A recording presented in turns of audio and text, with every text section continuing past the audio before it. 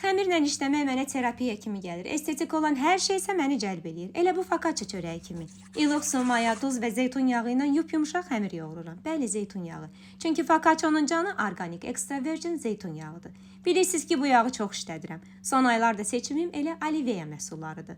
Bu çörəyin özünə məxsusluğu fasiləli mayalanma prosesidir. Düz 3 dəfə 30 dəqiqə ara verməklə əllərimi soyuq suya batırıb xəmiri o tərəf bu tərəfə çevirirəm.